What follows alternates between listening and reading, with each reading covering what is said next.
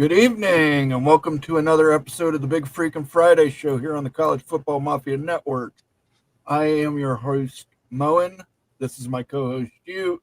This is our special guest, Rock and Rant. That's Chat. You know everybody over there. This is a bottle of Woodford Reserve straight rye whiskey provided by Vox Quindaro. Thank you. I will be tasting that momentarily. It's still sealed. But how's everybody's weekend going? It's just started, but how's your weekend going, you?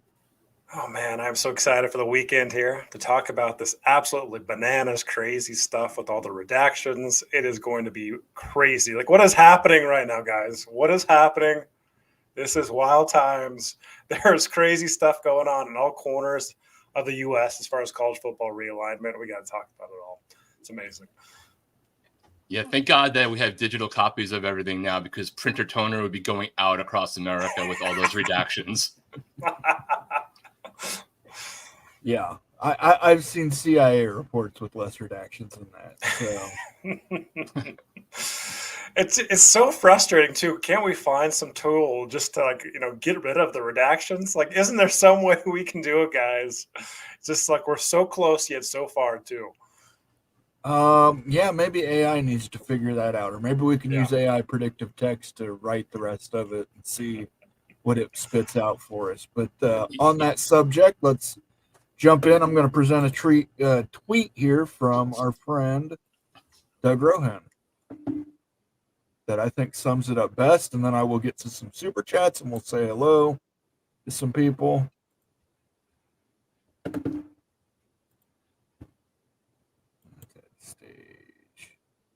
All right, from Doug Rohan. Sorry, I can't make that any bigger, people. Let me pose my things here.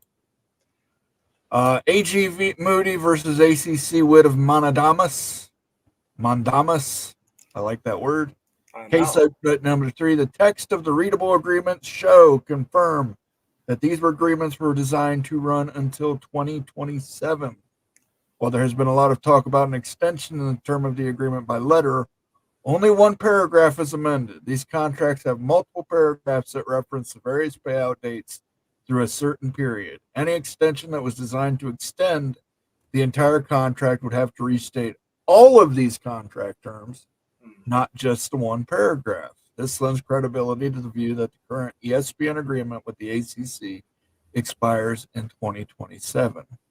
A completely new multimedia agreement approved by the members according to the bylaws would be required to extend the contract beyond 2027, unless there is something else of consequence in the redacted portions, which obviously we'll never know.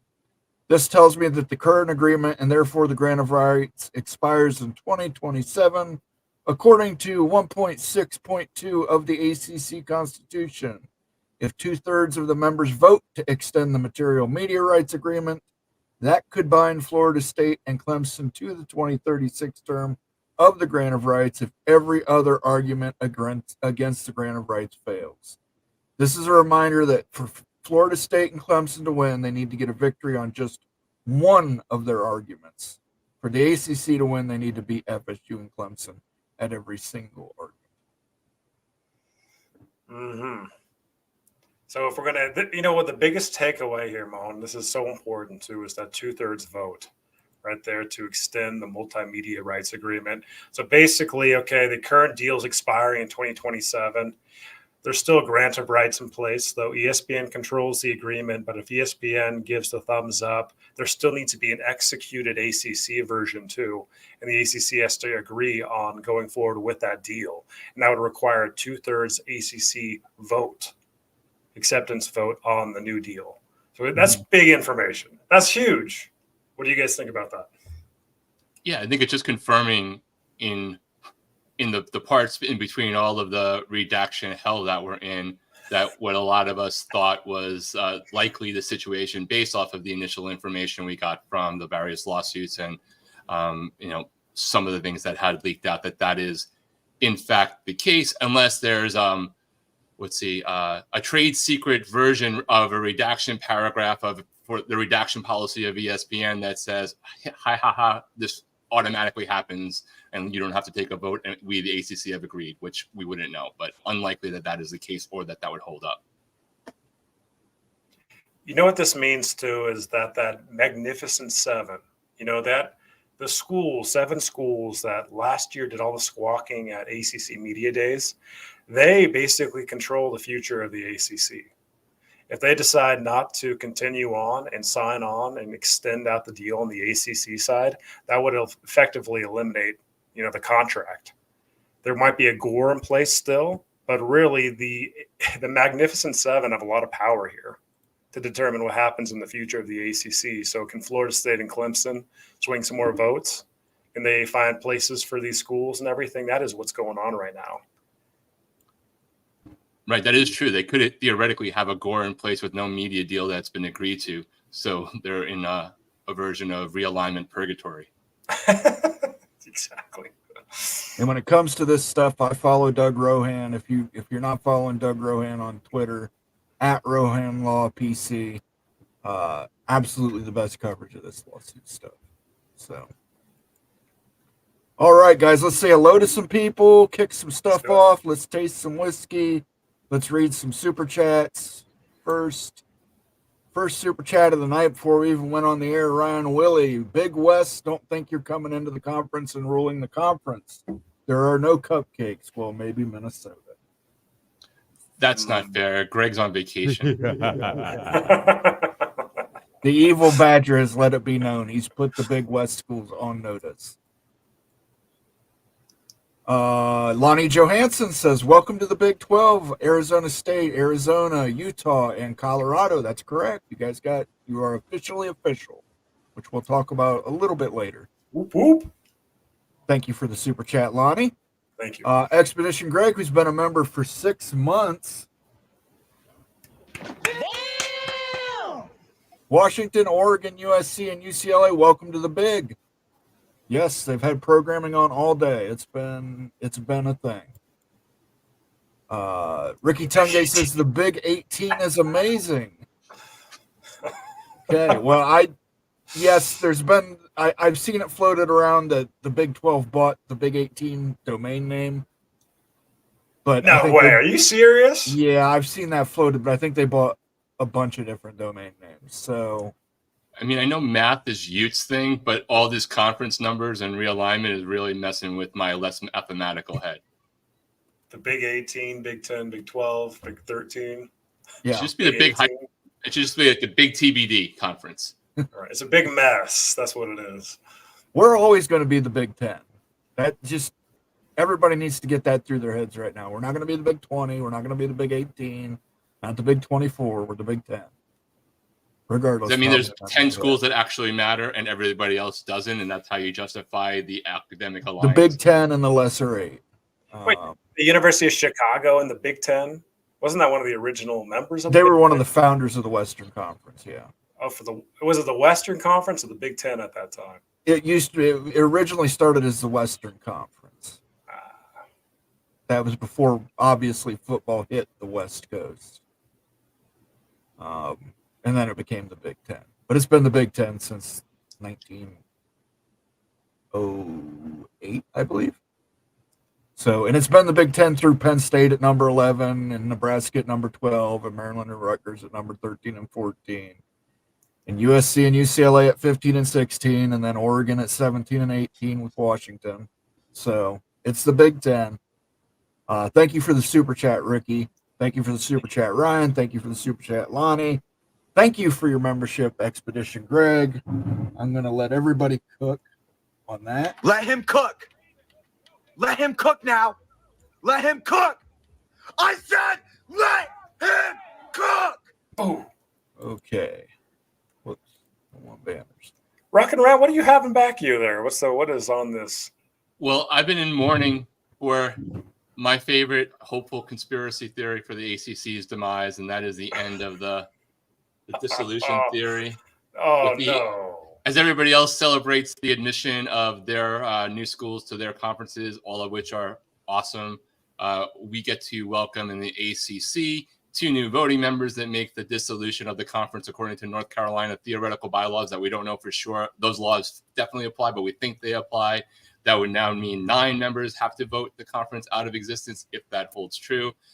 So we're just celebrating the end of that, sadly, plus the amazing joining of I think number 8 and now number 17 in the preseason media pool schools, just really ramping up the strength of schedule in the conference today. Well, I will say one thing about Woodford Reserve. They keep their bottle very secured. Got like 4 seals I got to break to get this open. They know their customer. Oh, Mo's got it. Cheers, Georgia Got Tech. nice, Georgia got Tech a to nice you guys, aroma. the community.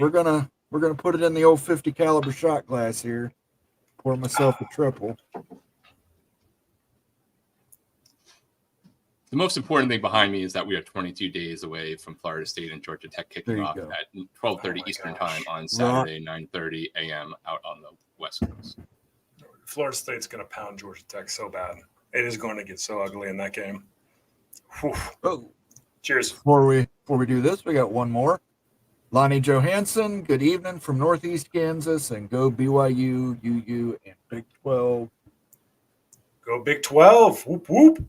We're gonna play football. Yippee! And cheers.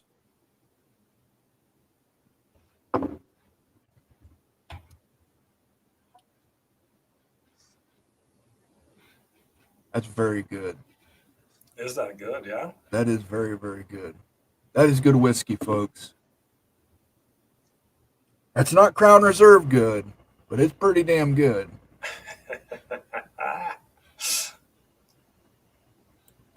All right, let's say hello to some people here before I get too far into this shot. Ryan Willie was the first one in here when I created the show at noon today. Hello, Ryan. Good to see you.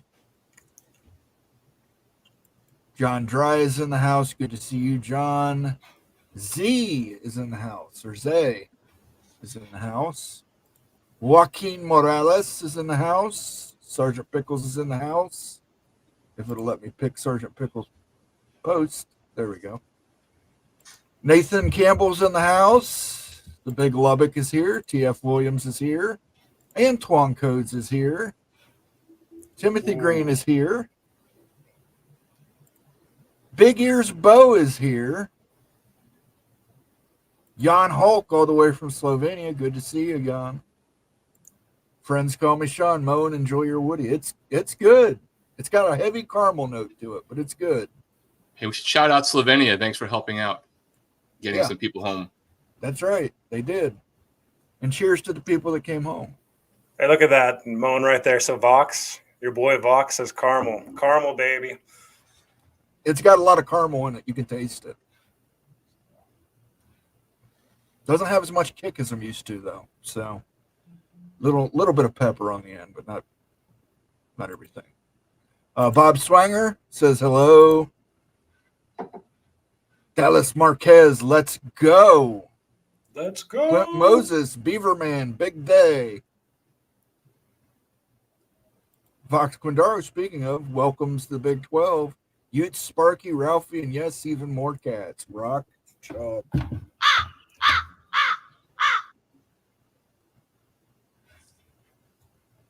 Let's see. Fatal Jedi's in the house. Laura Weiss is here. Expedition Greg, Mark Bowman, Shonsky, Sky, Almighty Finn, Scavin, yes. Nick Boardman, Don in Kansas, Illini Ted, Tracy FSU, my buddy Caleb Ramirez. We played a game the other day.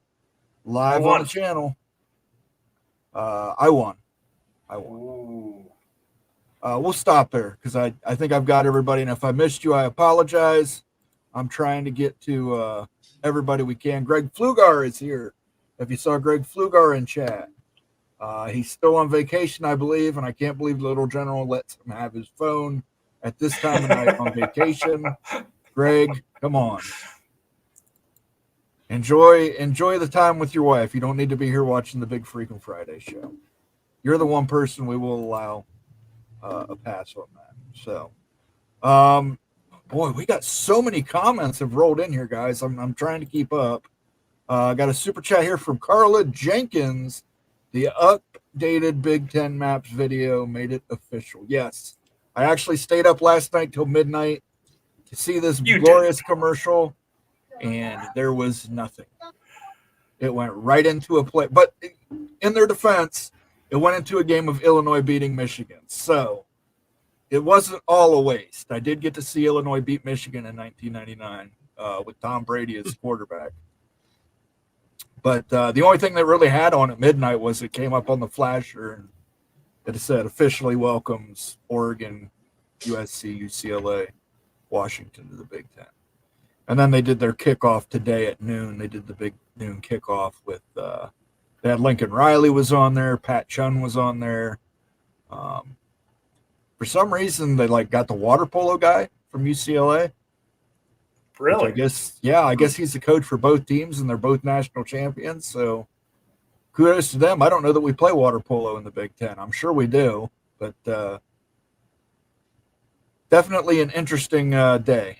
How about you guys in the Big 12 land? Have you seen anything interesting from your Big 12 folks on this glorious I saw something day? very interesting there. So UCF, our buddies over there in Orlando, put together this beautiful AI-based portrait of all the new members and everything. And there were big smiling faces from everybody.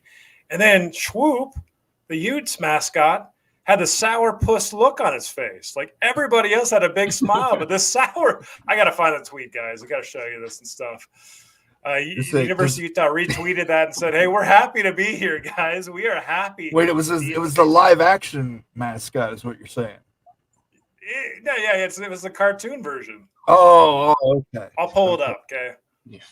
I thought you meant it was the live action version with the head on. So. Yeah. I looked in the ACC stuff, and I might have missed it, so somebody saw something great, but it seemed to me they could only afford to do some promotion around July 1st when they prematurely welcomed Stanford and Cal, along with celebrating SMU, who thought it was like Mardi Gras. There was almost nothing. I mean, granted, they're in the ACC's defense, they got a lot of Olympic stuff to promote right now because there's a lot of athletes there. But yeah, it was Friday in the ACC, apparently. Yeah. SMU fans are excited to be in conference. You're adding Stanford and Cal. I mean, it's hard to get motivated with that. Whereas, the Big Ten is adding Oregon, Washington, USC, UCLA. The Big 12 is adding Utah and Colorado and both the Arizona schools. And meanwhile, I think everybody's kind of forgotten. We've got Oregon State and Washington State still sitting up there waiting for a call. And we'll talk about that. We'll bring up Wilmer's article. It's now no longer behind a paywall. We can bring that up. We will discuss that later. You have my promise, Beaver fans and Cougar fans. I'm a fan of both Beavers and Cougars. So let's say hello to let's get to some comments from the chat real quick before we go too much further. All right. I feel like I have a good angel and a bad angel above my shoulders, just to be clear. Thank you for pointing to me as the good one.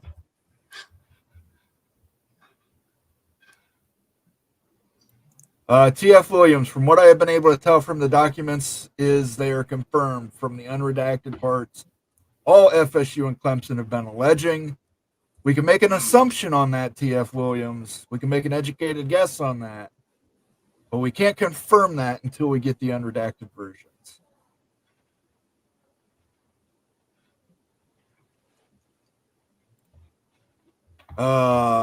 Nathan brings up, is the Big 12 getting OSU and Washington State? And we talked about this a little yesterday in private chats. The rumor going out there that some ESPN, Big 12, ACC, triumvirate deal is being placed to move Oregon State and Washington State into the Big 12. I don't put any weight to that simply because of where it's coming from. So it's not that I doubt that it could happen, but I don't believe the source it's coming from. So your guys' thoughts? Unless there's somebody. Go ahead. Go ahead. I was going to say, unless somebody's also telling us what ESPN is offering the leftovers in the ACC, that would preclude them from suing them to oblivion for X amount of years times X amount of revenue decline, the story is either sketchy or incomplete, because they have to do a grand bargain. Like yesterday, we have 8 countries and 27 people going back, and then you solve a problem by making the problem bigger and solving it as opposed to making it smaller. That's my only take. Yeah, I mean, Oregon State and Wazoo, I mean, to the Big 12, they need some serious magic to happen to get into the Big 12, right? Like there has to be something. For the ACC, still, if the ACC hemorrhages teams, like that really is a true. I mean, it makes so much sense, guys. Like that, Oregon State and Wazoo could end up in the ACC. You have Cal and Stanford there already. It improves the lives of Cal and Stanford if Oregon State and Wazoo get in the ACC. So it just all signs are really pointing that the ACC might be an option if it implodes, right? Or like some leftover ACC, or as we'll get in with the Wilner article. I mean, really like some reformed type of Pac-12 with Mountain West teams and everything. But the Big 12 is really kind of hard to figure out how the Beavs and Cougs could end up in the Big 12 conference. Like I don't know. It's rough. And then just one thing I see in the chat, someone's pointing out that there's not necessarily any money in the ACC contract past 2027 because has to get added on.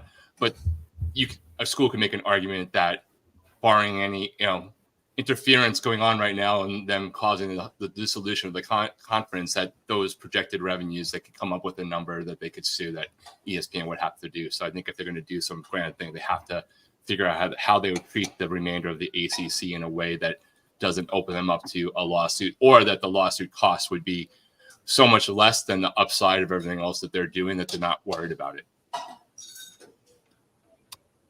Yeah, I understand Beaver fans and Cougar fans want to have hope, but please, please, please temper your expectations, guys. I just don't want to see you guys getting jerked around by somebody who is a charlatan at best. Big Ears Bo says WVU won't vote for more Western teams to be added.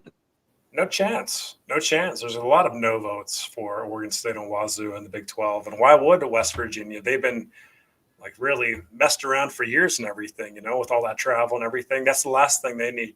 Guys, Oregon State and Wazoo would create more travel issues in the Big 12 than any other realignment target. Even Miami would create less because you're going way out. Like for a lot of the historical Midwest and East Coast teams, it's so far away and everything, it's rough. The travel's rough. You'd have to 100% split in divisions, have a Western and Eastern Big 12 division if you're going to do that and make that work. Yeah, and so you have to go 4, right? You couldn't just go 2. Right.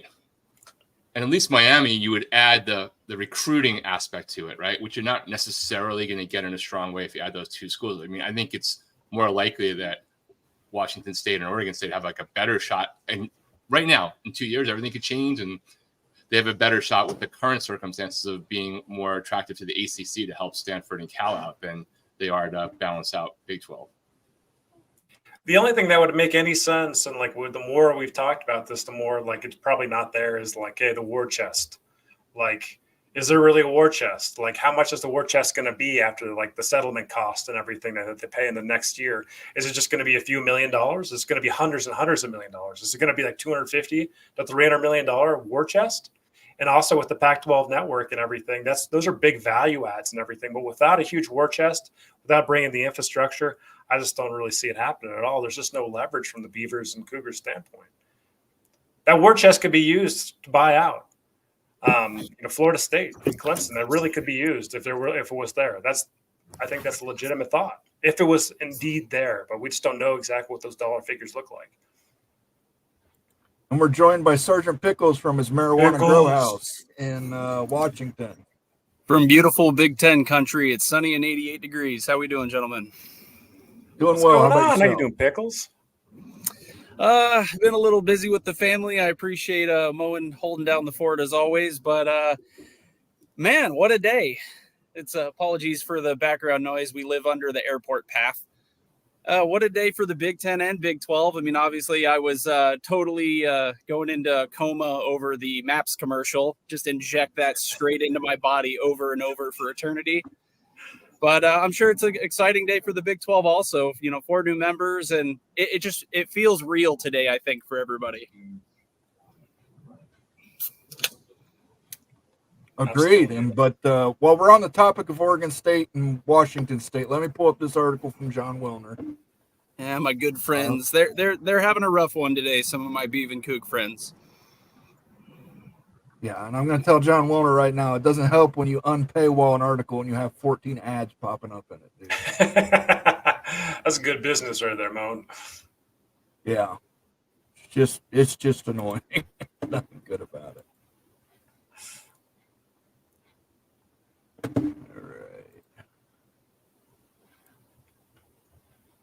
All right. As you can see, there's 15 ads on there. Popped up everywhere.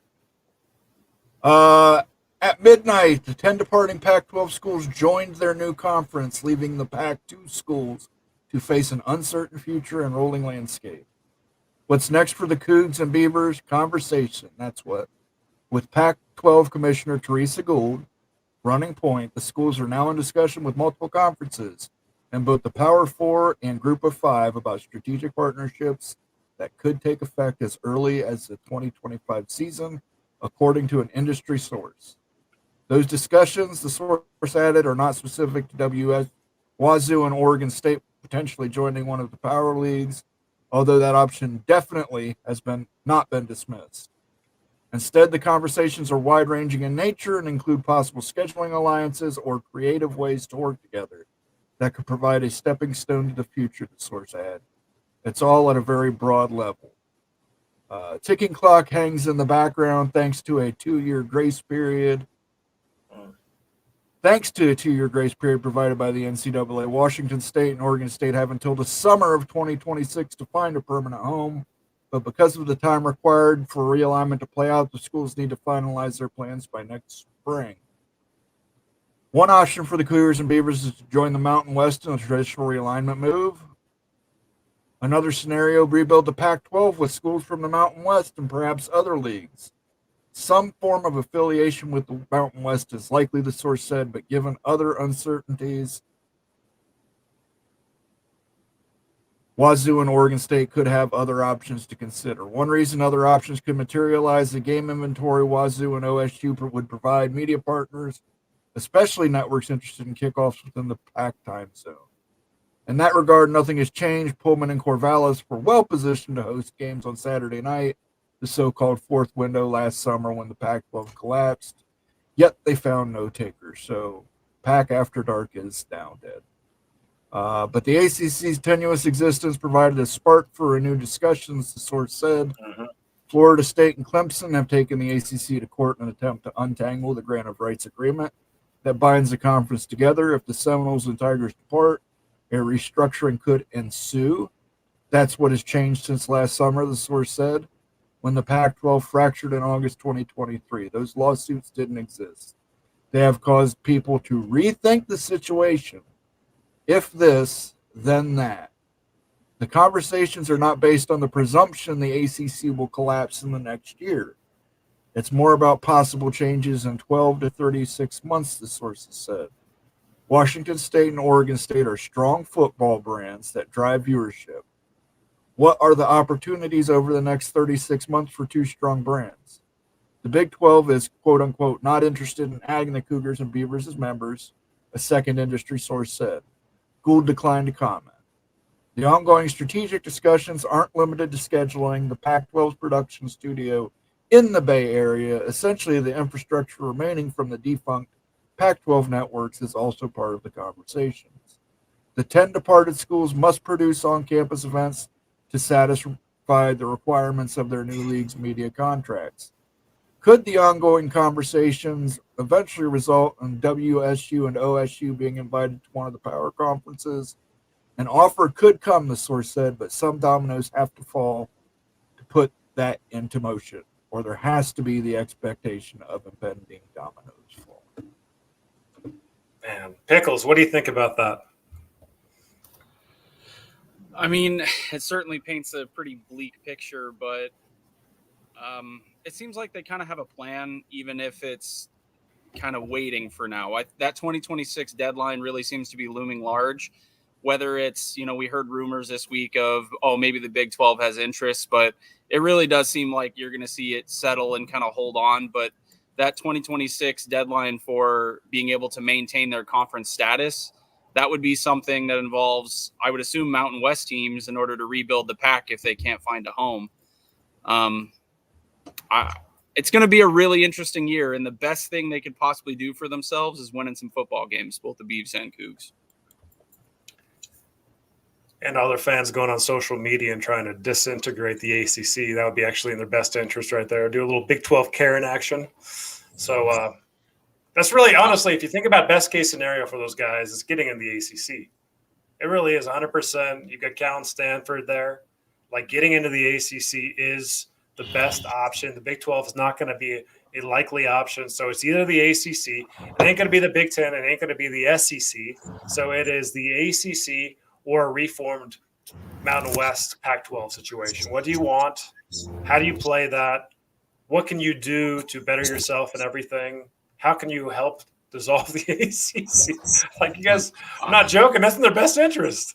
Absolutely. They should send their boosters, instead of investing in NIL this year, see if a judge can be bought and make the ACC's cases go faster before they're on the clock for the 2026. And we laugh, but this is the country we live in. It is possible. I don't know if these judges are. One's going to retire. I'm sure he could use a nice mansion somewhere. Yeah. All judges are corrupt. I'm sure he has one. Mon, what do you think? Okay, so Oregon State and Wazoo, what's got to be the game plan? What's the best case scenario? What's the worst case scenario? What's the most likely? The best case scenario is you land with the ACC. Right. That those two schools get out within the next 12 to 36 months, and somehow you've kept yourself as powerful enough football brands to find a spot into the ACC. Most likely scenario is they rebuild the pack with Mountain West teams. If they rebuild the pack, they have to have an exit clause to go into the ACC if it ever opens up, though, right? I mean, they can't tie themselves down. That's what's tricky about it. Like, you can't just commit to a 10-year deal with this new reformed league. You have to figure out how to get back into the A3-4. Right, but if you go right into the Mountain West and just say, give us an exit clause into the Mountain West, you're surrendering the pack assets. You have to defend those pack assets as long as you have them. So you have to try and reform the pack. You got to look at the more likely scenario. The more likely scenario is they're going to be left out. So more likely scenario is reform the pack. And then if that option happens to come up, great, you can take it. But again, I don't think you can put all your eggs in that basket. As much as they want to, I don't think you can. And a good time to do our standard disclaimer that we're just talking about what we are seeing from information that's out there and speculating. We're not saying this is what's going to happen or not. It's an educated guess, not a prediction. This is not a clickbait conversation if they will or won't go wherever. Right. We're just speculating, people. We're speculating. We're not reporting that ESPN has said this and cut a deal with West Virginia and the Masons to enact this certain ritual that's going to allow them to add Oregon State and Washington State into the Big 12 conference. We are speculating, but there was something funky with the Big 12, Pac-12 saga last year. Pickles, you knew this. There was that notion, that theory of Big 12 Karen and everything, and some type of momentum that happened. It was weird, guys. It happened overnight and everything, where there just was this momentum that splashed against the Pac-12. I'm telling you that exists. That momentum does exist. And so leveraging that and playing that deceptive game, guerrilla warfare, is a real thing. If you think it's not a real thing, you're just going to get owned by it. It's real and stuff. And so if Oregon State and Wazoo can get into some type of cahoots with the Big 12 to play a war game against the ACC, that's a great strategy. I'm just saying, that's speculation, but that's strategic too. And that matters, actually. You can say, that doesn't matter at all, but adding out pressure does matter. Yeah, the order of events last year and the demise of the Pac-12 still pretty fishy, in my opinion. And I think a lot of deals were cut behind closed doors that were questionable legally. But you can't change it at this point. that's come and gone. And I kind of agree with you. I don't know how much headway they can make by kind of trolling the ACC or, doing what they can do there, but they got to keep every avenue open. And our friend Clint Moses, the B fan in chat, saying, at this point, I'm ready for the Big Sky. Hey, there are worse fates than ending up in the Big Sky. They win the FCS championship quite a lot of years. Yeah, I mean, hey, reform the Pac-12 and get one of those G5 slots, go to the playoffs, make a run. Make them stick it up their ass, remind them.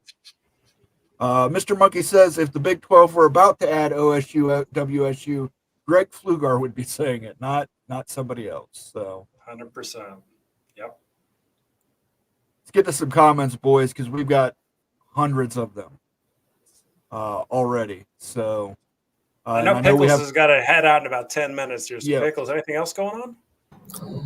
Yeah, I got a little bit of time. It's just I'm on baby watch and they're all napping, so I got a little bit of a window here to make hay while the sun shines.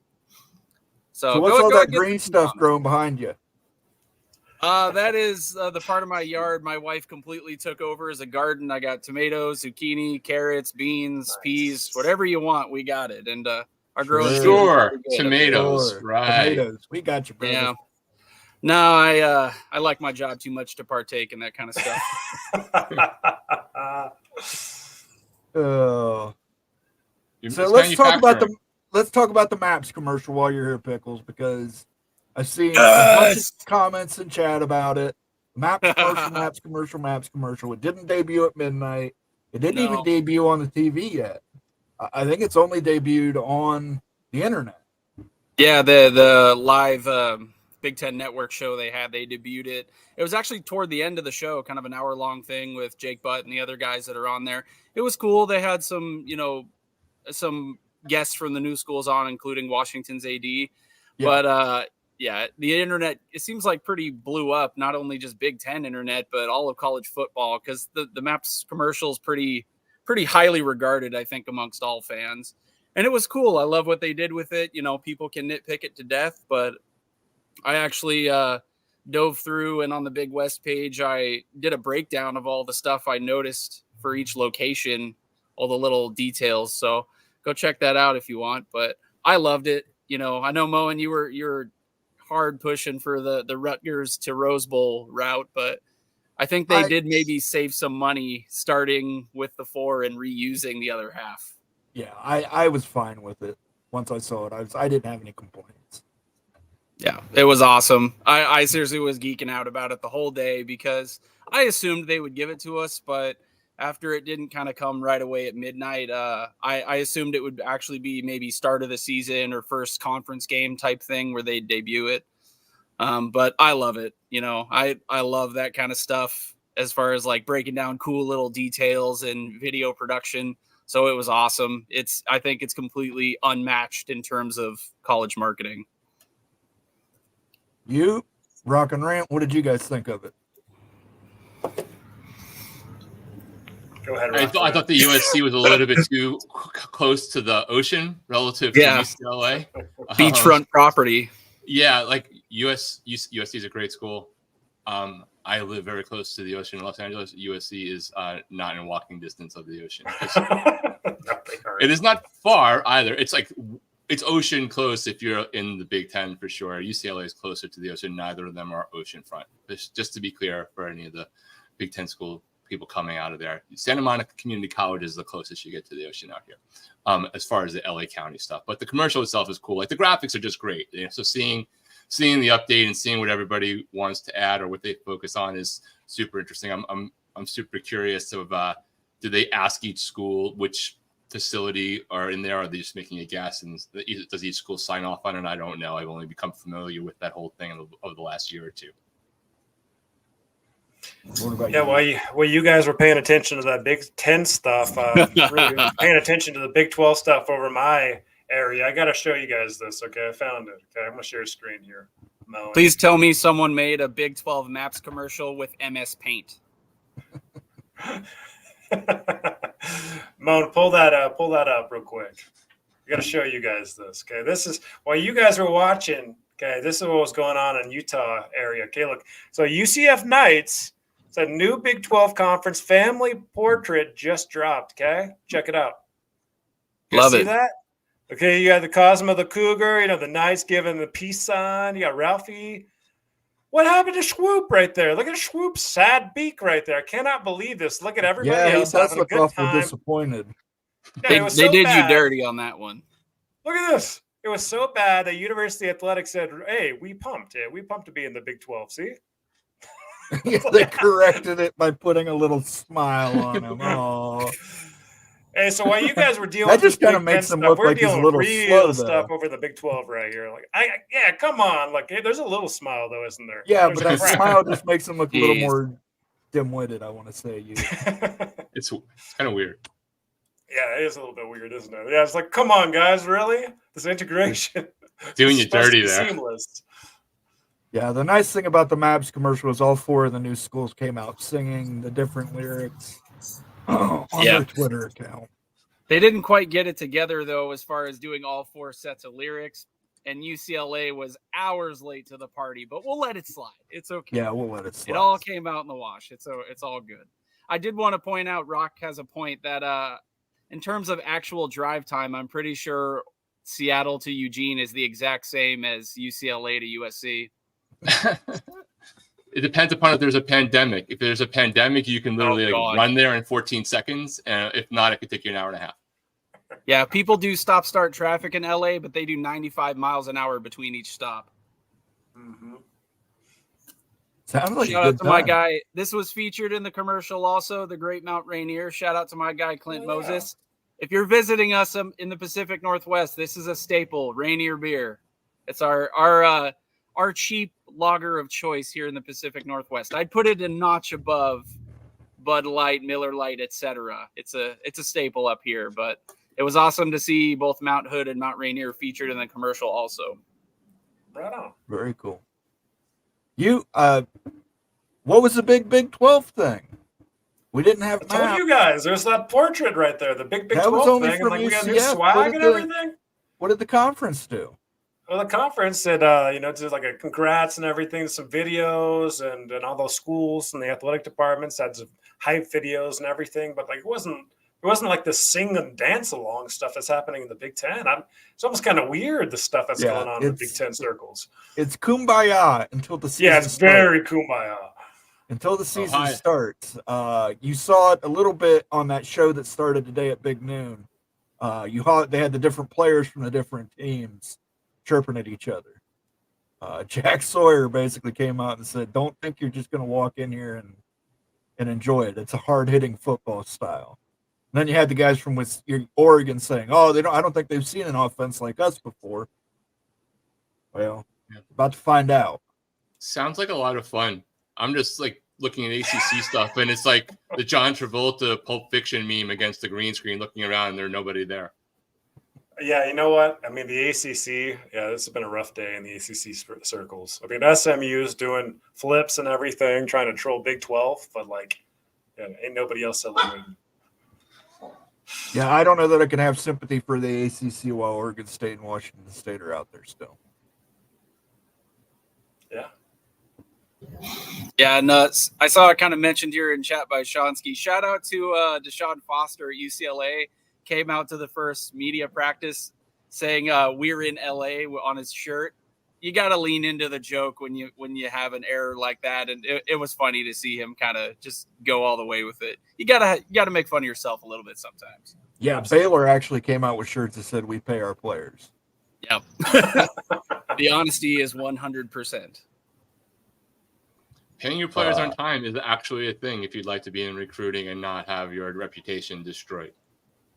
# Florida. Yeah, and then we've got this quote from Notre Dame AD Pete Bebalacqua. We're all in on the ACC. Jim Phillips is a wonderful leader, and his commitment to the schools is unyielding. My hope is Florida State and Clemson remain a part of the ACC. They're 2 great members. It's incredible. It's incredible that Jim Phillips, who, basically took it from him dry, is they're so ready to compliment the man and espouse his virtues and all that stuff. But I mean, they basically helped destroy the ACC by getting Stanford, Cal, and SMU in, but refusing to become full members themselves.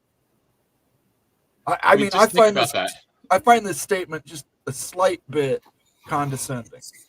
It's the most Absolutely. Notre Dame thing Notre Dame could do.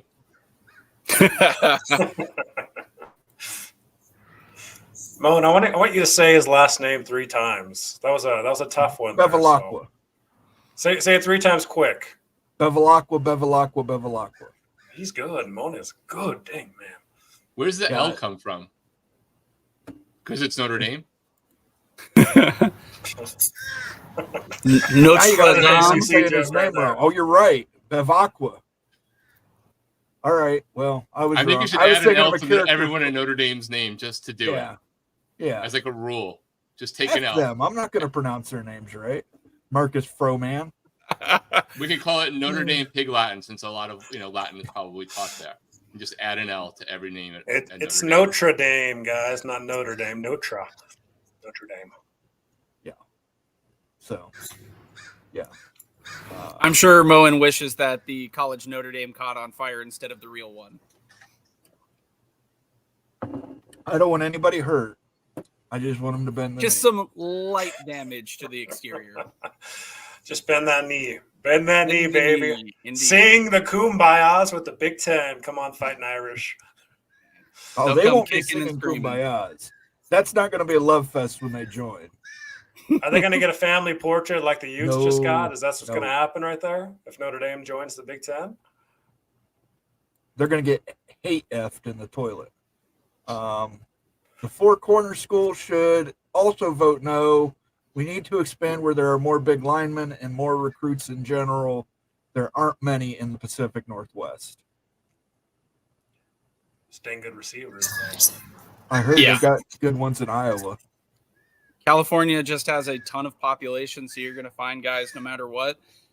The Pacific Northwest, I mean, even by percentage, obviously, we don't produce. I mean, there's a lot of, I would say, Polynesian guys that end up being really, really good players. You can tell you all about that. They recruit the PNW for those guys also.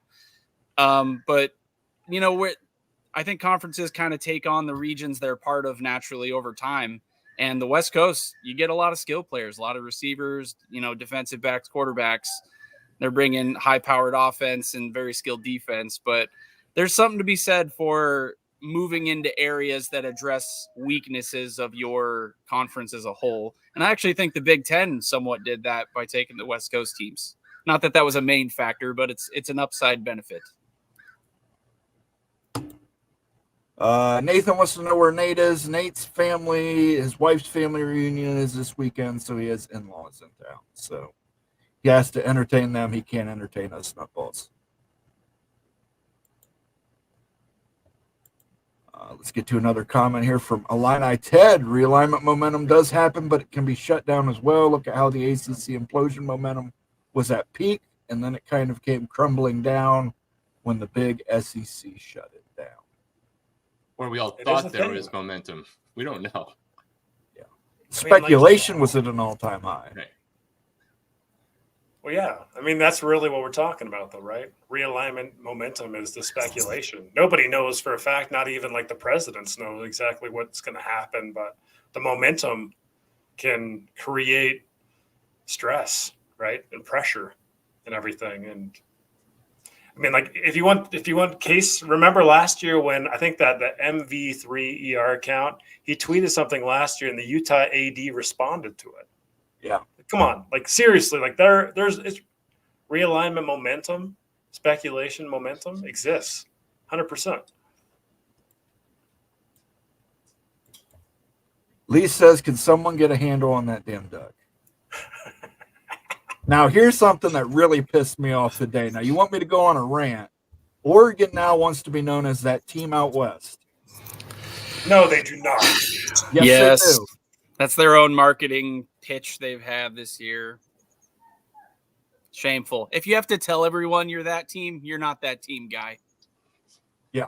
Like if you say you're an alpha male, you just told me you're not. Michigan is the team up north because they're Michigan. They're Michigan. You're Oregon. I don't care how much money Phil Knight has. You have 0 national championships. If USC said it, I would at least understand, even though it's cringy. But come on, man. Self-awareness is at 0%. It's like, just do it. Just steal everybody else's moniker and make it your own. That team out west. As if I will say I appreciate the welcome we've gotten today, at least for my perspective. I've been on as Sergeant Pickles, the Husky fan, just commenting and talking to people. It's been relatively civil and pleasant. I know that the knives come out later during the games, but it's like, I feel, at least as a Washington fan, we have been embraced very quickly as, you're a Big Ten member and you're part of the family. I mean, I felt for a long time, obviously, we're very similar to Big Ten schools anyway, but I don't know if the other fan bases can do this. Rock, maybe you can vouch for UCLA for your wife, but I feel embraced immediately. Like, the other people, the other conference members will pick on me to high heaven, but if someone else comes for me, they'll come to my defense. I think that seems to be relative to the preseason media poll ranking for your school. Perhaps. In, right? Perhaps. And Oregon's being the Big Ten version of disruptive. Yeah. I think Husky fans in general are a little more pragmatic because we have a national championship, but we also have a 0-12 season in recent memory. So you got to be a little bit humble sometimes. Oregon's not going to change either, Mountain. It's going to really get under your skin and Buckeye skin. Like I get to see it exactly like that. Oregon, that's who they are. They're flashy. They're brash. They've always been that way, and they're going to continue to be that way, even if they become mediocre in the Big Ten. So but I feel like I'm sticking up for Michigan here. They're that team up north. What just happened? Somebody should do a super chat for Go Big Blue right now because Moen might be drunk. Yeah, there's Woodford strong. That team out west. I heard that and I just yeah. Michigan at least has the resume to put forth. Even Moen can respect that. Right. We fought a war against them. I mean, it's got legitimate bloodshed that started this rivalry. Where is USC? How can they allow this stuff to be happening? Like, USC is just like sleeping. They're doing the smart thing. They're being quiet. Yeah. They got to prove they have a defense first, and that Lincoln Riley is not going to move from the warm seat to the hot seat. If USC gets off to a strong start, you'll be seeing like Trojans marching. Yes, you will be. Yeah, you'll get annoyed by that fight song very quickly. That every freaking first down. You will grow to hate it, as I have. But USC fans, when they're not being kind of snooty, pompous, they're some of the coolest people you can hang out with. I will say that. Well, there you go. You got a Washington guy to give a little love to a USC. Traditionally, they were our rivals in the conference, before Oregon came along. So we have like a mutual love-hate with USC. Laura Weiss says, "Hey, I welcomed all of the newcomers, even Utah." Thank you much, Laura. There's a lot of even Utah today. There's a lot of even Utah. Utah's about to get even for all these even Utahs in the football season, too. Receipts, baby. Receipts. You guys better be good, man. You're going to mess up all my preseason polls and picks. So, Rock, don't worry. This team is going to win a college football playoff game. Yeah, I played against somebody who was using Utah the other day in EA 25. And you lost? No, Cam Rising got injured in the first quarter. Shut up, Moan. You're lying. No, it did. He happened. The replacement went in. Man, when art imitates life, right? Oh, gosh. Big Bay, Clint Moses says. Clint's been a reasonable guy in the departure of his friends. Right. We wish that Washington State and Oregon State were in one of the power conferences as well. Yeah. Unfortunately, they just don't have SMU type boosters that can buy them an entryway. I think we already got that one. Fatal Jedi says, go Knowles. Mark Bowman says, bon soiree. Tronsky says, hi, everyone. What's up? We talked about how awesome the new Big Map commercial is. If you guys could keep starring these for me, that'd be great. Almighty Finn says, I'm at work, so I'll listen as much as I can. CIA reports, that was effing hilarious. Well, I have seen CIA reports with less redactions. Don in Kansas says, good evening, everyone. Good to see you, Don. Tracy's here. Good to see you, Tracy. And then we got some people shouting out where they're from in Kansas. Booyah. A lot of stuff from the map. Here we go. Les Austin Jr., who wants to read that? Good evening, everybody, and go blue. Okay. I'm still upset. I won't say it. I was going to see if there was enough kumbaya and Sergeant Pickles to read that as a Big Ten man. But it's 50-50 for Michigan fans today. Whether they want to dunk on us or welcome us or both. I like how the duck randomly jumps out in the Oregon map part. Does they that had annoy the you duck too, on that Moan? noon show, too.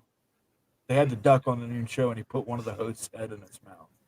Yeah, Oregon's marketing is love or hate, but when they have a hit, it's pretty clever. I love the duck. Even as a Husky, I will admit I love the duck. He's clever. They do fun things, but some of the stuff can get a little, okay, your shtick's a little tired, give it a rest, pal. But visiting all the other schools is pretty cool. If I see that Just duck imagine out, if they win a national championship, guys. Oh. Like, if you think it's bad now, don't let them do it. Don't let them do it. if I see that duck out, I'm peeing on him. Like a true Ohio State fan. Greg Flugar is in the house on vacation. If Magnificent Seven holds the power to stop the ACC grant of rights for beyond 2027, this might be a reason North Carolina State was willing to flip their vote for expansion of Cal, Stanford, and SMU. Good theory. Mm-hmm. I do appreciate Rock saying the dissolution theory died today. Died of a Rest cause. in peace. August 15th. Posers are in serious trouble, taking L's that you will live forever if something doesn't happen. By August 15th, huh? Well, there's a whole bunch of people out there who've been misleading everyone's, and they have big projections about the 15th, right? It's the next, like, it's like Q. It's just when the one date passes, we ignore everything that was said before as if those people still have credibility, and we move on to the next date. And then after August 15th, maybe they'll stop for a second because games are on 9 days later or whatever, however many days later, and then we'll all move to, the February 1st one, which actually is one. So there's some validity there, but then there'll be more. I think the biggest problem people have is that we all want it to be over fast, but you should just tune your head to it's going to take longer and probably still get there and just be pleasantly surprised if it happens faster. Big Lubbock talking about them opening up the Big 16 domain or the Big 18 domain. The Big 12 has already locked up the Big 16 and Big 20 domain as well. You guys ever see the movie Airplane? Yeah. When like the plane lands and it keeps changing, they keep announcing new gates because it's not stopping. And people keep running. So it's like the Big 14, no, the Big 15, no, the Big 17, the Big 27. Just buy them all. Arriving. Like park them. It's good business right there. The Big I do 20 appreciate. sounds good, I do appreciate the Big Ten being so stubborn. They're like, nope, this is it. We're just going to keep it. Forget it. Yeah, it's tradition. Just like all our West Coast schools are now tradition. Yeah, the 1960 Rose Bowl, number 1 versus number 2, Big Ten versus Big Ten for the national championship. Yeah, that's interesting. Most of the Big Ten Classic games today have been Big Ten on Big Ten. It's like the funny Washington part is versus Indiana in soccer.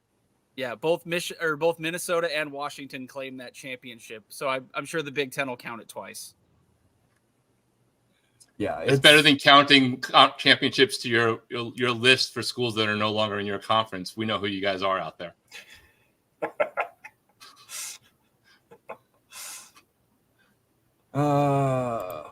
And speaking of 8:15, Clemson and FSU can announce before 8:15 all the dominoes will fall. So how many hours do we have till the 15th? You know, we're 13 days away. 12 and a half days away. So 13 days. You're on the clock for that prediction right there. You know, the crazy thing about this game, though, is like, you make 312 hours, 312 hours, and 318 hours, depending upon where you live, something like that. 318 hours right there, Rock, till you. We'll see if it's right or wrong. But the crazy thing is, guys, like, there's really no punishment for making a crazy claim like that. Like, yeah, you might get some backlash and stuff, but the attention that you get and everything for throwing that crap out is unfortunate. And people will still watch you. It happens all the time. We don't throw that garbage out on this channel, though. We'll tell you if we're speculating. We're speculators. We're speculators. That stupid USC fight song is a brainworm, like the Hottie Toddy People song. The Oklahoma fight song is just as bad, though. Yeah, Boomer Sooner, yeah. Dun, dun. Bum, ba, bum, ba, bum, bum, Yeah, there's a few of them that they're earworms and possibly not in a good way. But I say Washington's is pretty mild. They just do the bow down to Washington part really slow, but they're not playing it over and over and over. It's just once, and then you're good. Well, at least Michigan's fight song is basically more or less, yeah, they have Hail to the Victors, but they mostly play the Imperial Death March. So they know they're the bad guys.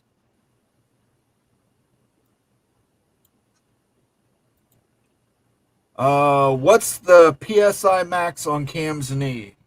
You tell us. Oh man. Oh man. Hey, Cam's knee's doing good. I'd probably give it 50% though. 50. Not bad. I don't know. My PSI is very good, so whatever, 50%. What it should be. I didn't quite get my predictions in time, but if Cam's healthy the whole season, the Utes are 100% in the Big 12 title game. I won't say for sure they win it, but he makes that big a difference to that team. Who do you think is going to beat the Utes in the Big 12? It is so wide open. I think there's 5 or 6 teams that could just have a good season, and I don't know the schedules in detail enough to really dive through them. I should have done that. That's my fault. Got kids and all that. But I think your Oklahoma States, your Kansas States, your teams that have been kind of good the last few seasons and return a lot of players. They're well coached. Like Kansas is a dark horse because I think, their roster is good and that, all of the coaching in the Big 12, well, I shouldn't say all. A lot of the big coaching in the Big 12 has shown to do more with less is what I'll say. That you might not have the flashiest recruiting classes, but they put together some cohesive, well-coached, disciplined teams and can pull off some big wins. So right now I'm leaning Oklahoma State or Kansas State versus Utah. The one school that I'm a little bit weary of, guys, that the more I research is Iowa State. Iowa State's nasty, experienced, well-coached. Like they're basically kind of a quasi Utah and stuff. And they're coming into Rice Eccles the week before the UCF game on Black Friday. So that's going to be a big one right there. But that's the team that I'm a little leery of that's getting a little dissed, I think, is Iowa State. I have Oklahoma State in the game with Michelob Gundy playing against Utah. So, in theory, that's my second one. But you know what? The one who could have the magic season that people are starting to think of, just like they just have everything come together and a little bit of karma comes and you'll sense it halfway through the season is West Virginia. I thought you were going to say UCF, but I was like, Rock. No, I can't go for directional schools, man. Sorry, it doesn't happen here. It's not even a direction. Center is like a thing. It's not even like south. Yeah, but they're all in that. I'm in football mode now, guys. It's like realignment's like waning. We got 3 weeks. Trash talking. But no joke. You could take 6 teams, I think, and throw them into a blender and spit out a championship game. And I think you could make a good argument. Most people would say, yeah, sure, I could see that. Like someone just threw out Oklahoma State, UCF in chat. Yeah, I could see it. Absolutely. Sure. It's an absolute it's an absolute blender in the Big 12. It'll make for some incredible games. I just hope they don't do what the Pac-12 did and kind of hamstring themselves by having a bunch of 2-loss, 3-loss teams. You need a couple of them to really stand out. The entire 100%. conference is like Pac-12 after dark if it was a full season. right now. Just like it's going to be crazy and wild and probably the best. Like you didn't think you should watch the game and someone's going to tell you got to turn this game on. So most overrated team in the Big 12 is Arizona. Arizona is I think that they're going to have a tough season this year, guys. I really do. I'm not allowed time. to say anything about Arizona anymore. By contractually, I'm not allowed to be objective about Arizona anymore. I was going to say, do you play Arizona at night, you? In the desert? We got Arizona at home. Arizona's okay. coming off a bye week and everything, but really scouting Nova Fita is absolutely fun. It's just the craziest thing. The guy plays in the shotgun, and he takes a 7-step drop out of the shotgun. He basically goes back 15 yards to throw the football. And they have lost some receiving talent. They've got a T-Mac, but really just one player. Like they've lost a lot of talent, new coaching staff with his unorthodox style of quarterbacking. Just don't see it, guys. Really don't. And so I don't know. I probably take the low, the Vegas low in Arizona. W. Jason Spangler weighs in here. He says the Pacific Coast schools playing in the Big Ten is going to be an abject failure. Highly disagree. I'm not saying we're going to win the conference right away, but I expect the 3 traditional good football schools from out west to be in the top half of the Big Ten more years than not. They're going to be, contending for those CFP spots. And it's because, honestly, those programs have made a commitment to football. And it's not that the Big Ten's easy. Of course it isn't. But you're now amongst people who dedicate resources to football. And I think the top half of the Big Ten is going to be as competitive as any other conference, even the SEC, which has been vaunted for so long. So I would be shocked to see, well, UCLA might have a tough season. I'm about to say, I'd be shocked to see any of them winning less than 6 games, but UCLA is kind of on that borderline. I think it might be rough start, but I think that they'll get their feet under them and you'll see them in kind of that, at least for Washington, I can speak more so than the others. You'll be in that kind of Wisconsin, Penn State, Iowa kind of region where you're contending some years, other years, maybe you have 4 to 5 losses, but I think they'll be competitive and they can mitigate travel. Like travel affects the other sports. Football, they're flying, they're flying charter. They're going straight to the stadium. They'll be fine. Speaking of which, W. Jason Spangler is a member of the College Football Mafia, and we're going to make some more members right now. We're going to gift out 5 memberships to the audience. Ooh. We're at over 100 people. Let's see who gets these memberships. Noel Blooded, Tom Dubay, CN Hell, Isaac Harlan, Derek Myrie. You have all been gifted memberships to the College Football Mafia. That get you access to all the emotes, the access to the video vault with Wild Ute University and other things. And it gives you a little icon next to your name. So the longer you're a member, the bigger that icon becomes. I think, Pickled, you're one of the first or second to hit I'm diamond. up there. Yeah, you're at diamond level. So I'm already at a year. So enjoy those memberships, guys. Those will last for 30 days at no cost to you. Please enjoy them. And any No fan, check out the video that was put out last week, this weekend, the SEC in Florida State. I think it's an important one and one that you will watch. You might not love it, but I think it's a realistic view of how the SEC is seeing Florida State and how you can position yourself to get into a Power 2 conference. I think that it's straight data, really good analysis. Simone did a great job and stuff, and we broke that sucker down better than anywhere else you'll see it. I promise you that's legitimate. Take a look at that and everything. So that's out there. And a shout out to Vox Quindaro. This is excellent whiskey, Vox. Excellent. Thank you so much for that super chat the other night and the recommendation. Go Black says it can't be worse than Rocky Top for every play, especially at Neyland. It gets bad. I disagree. That's actually all of those things that I can handle the most, ironically. So we have a different take on it. It's pretty amazing to hear it, and it doesn't happen. At least there's like people and there's collection. The band only kind of things like USC are absolutely drive me crazy. Or Michigan. Yeah, remind what Rocky Top sounds like. Can you guys hum it? Oh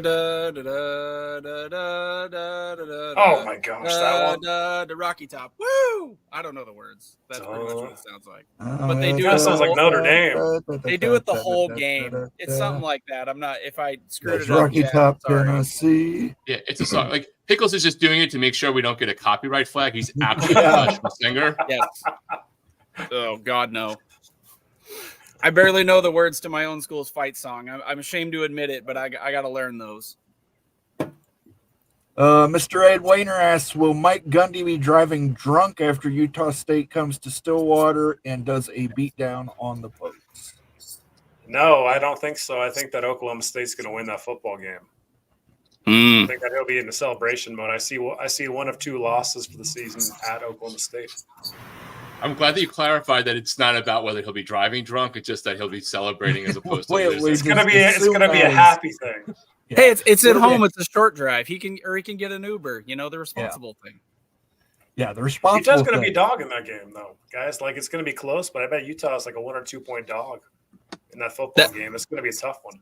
I'm curious if that would be among, at least in recent football, the highest combined tenure of the coaches of any game that's been played in maybe like 20 years. That's got to be an insane stat between Gundy and Whittingham. I mean, that's what, 40 years, or maybe not quite 40, 30 years combined tenure.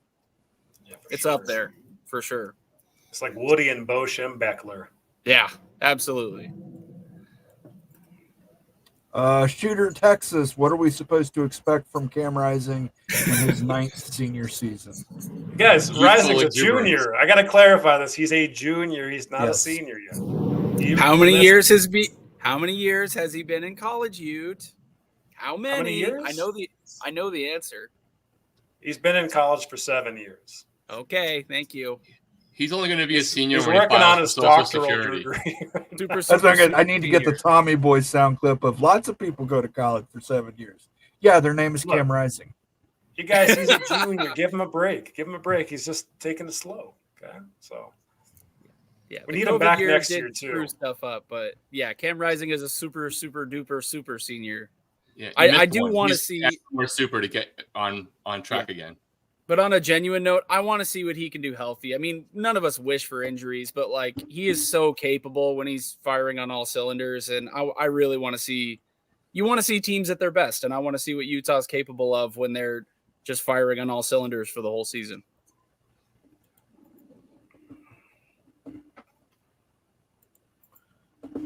Tracy FSU says no tombstone, but she is wearing black. She's in mourning for the dissolution theory. TF Williams says, I'm very hopeful about how things will happen for Florida State and Clemson after the documents, though heavily redacted, were released. Yes. It's one of those things where it's read between the lines, but they've even blacked out the spot between the lines. They got to keep all the fun stuff. It's kind of a bummer. Why even release the documents? They know what the stuff we want to see. Yeah, I thought that was a relative nothing burger, but not because the documents being in the hands of Clemson and FSU unredacted isn't, right? They have what they need. We just didn't get the gratuitous look-ins that we all wanted to find out more. So we're reading the tea leaves about them. I wish it was the old days, right? We would have gotten copies and we would have figured out like in Hidden Figures that if you put them up to the light, you could see through everything. But unfortunately, we'll have to hope that FSU legal team and Clemson got everything they need to expose the ACC the way we all know it needs to be. Yeah, let's be honest. Whoever leaked an unredacted copy would genuinely be sued into oblivion by doing so. It would be really bad. So I'm not shocked that they're all going to be tight-lipped about it. That was my conspiracy theory that I'll own and take the L on. But I also didn't think it would be Clemson or FSU that would do it. There are tons of former employees and lawyers in both conferences and ESPN offices who have seen them in legal departments. So maybe that will still come through. But right now, I'll take an L since I did call that several months back on a show. Shonsky wants to know, do you Big Ten fans, that means me and Pickles, think that Michigan is going to become crippled by the NCAA for the cheating allegations? No. Like, it's that easy. I mean, even worst case scenario, they take away wins or whatever. Like, for one, if Washington claims the win because Michigan loses it, that's the worst thing ever, and I hate that. But I don't think it'll happen.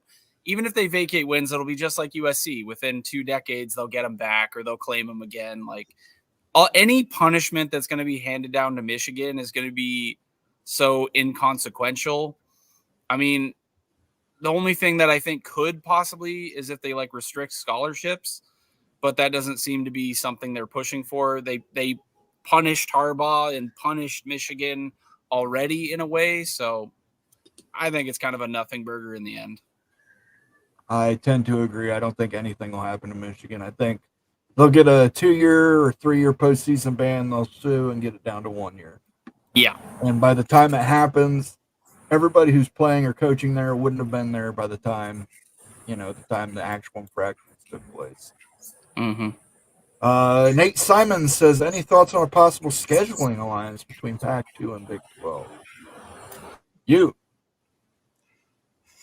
Playing at the Palouse or Washington State and at Oregon State are brutal places. Like, seriously, hard to win in those places. So, like, hey, I'm okay with playing at Rice Eccles, but, like, hey, I'm scared of playing up there. We've eaten losses. The Utes got their butts kicked at Oregon State last year. So we've learned our lesson from that. So, Texas Tech and Baylor can go play up there. But they're good, guys. They're really good programs. Especially when you go up there, it's hard to win. I do think there's a case to be made that a Big 12 team needs to possibly put a better resume on the table than an SEC or Big 10 team to get one of those at-large bids, and that could help. That would be my case for it. You're absolutely right. Those are brutal places to play, and it might draw a better TV audience than a traditional non-conference game, but I think that's not really what you're weighing here. You got to weigh it in terms of playoff because that's where the real money's at. Yeah, alliances give me PTSD. Yes, same. That alliance didn't turn out too well for the ACC and the Pac-12, did it, Rock? No, it did not. And Bowl Alliance in previous years somehow managed to still screw out schools. Moan, what are you going to have to say about that Big Ten alliance? What's your thoughts on that? Hey, look. Better man won. What do you want me to say? I'm sitting over here with all the money in the world. Well, That was like saying you beat like 2 infants in tic-tac-toe. Well, I beat him, didn't I? Man. The Big Ten should just change their name to the Big Endowment and just get it over with. We do have big endowments in the Big Ten. Sergeant Pickles can back me up on that. The big endowment, the research of the Big Endowment. Oh man, we got them. Antoine Code says Utah is going to kick Arizona's ass. Man, I knew a Sun Devil would support that claim. 100%. 100%.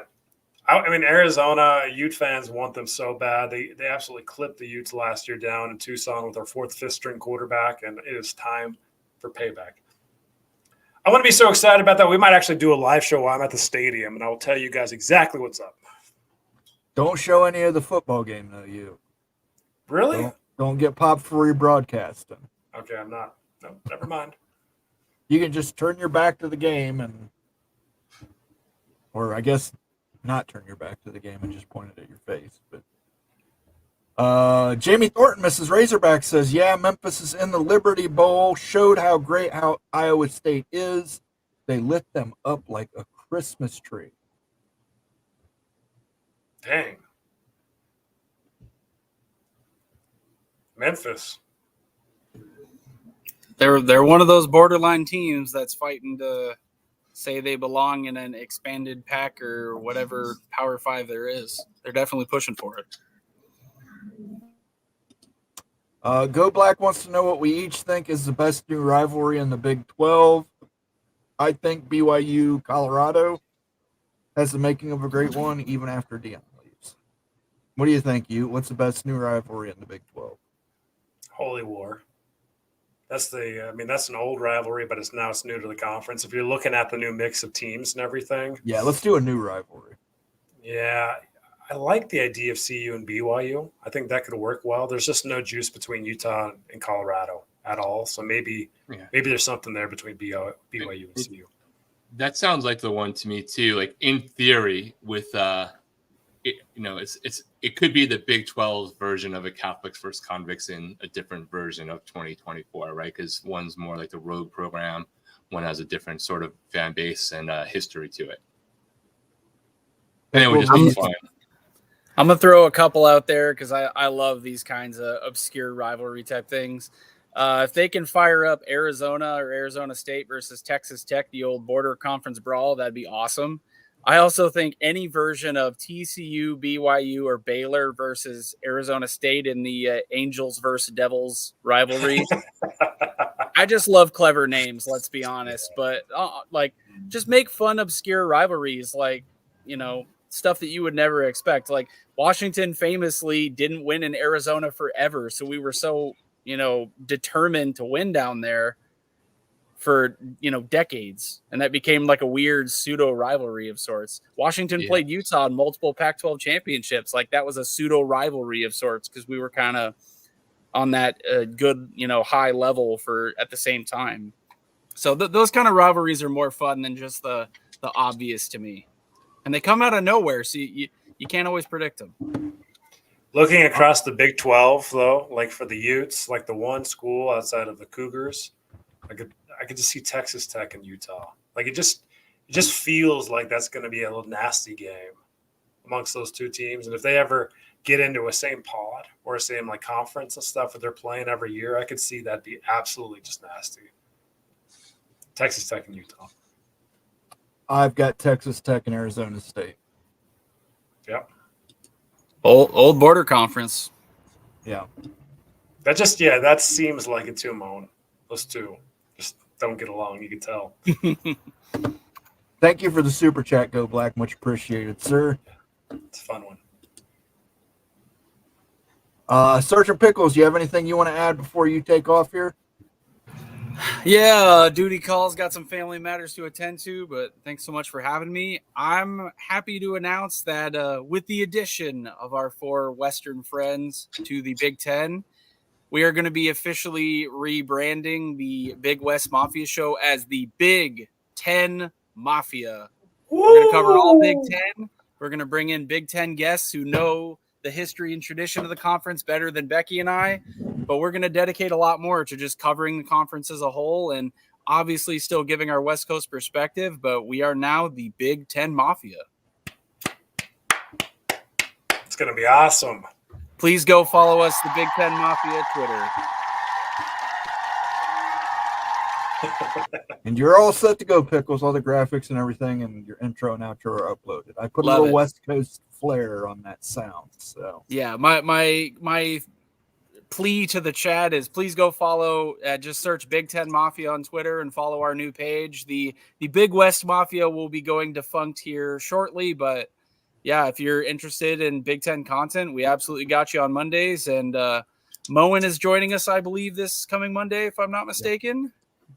All right, yes. Awesome. And then over time, we'll absolutely have more other Big Ten guests from traditional schools, West Coast schools, everybody.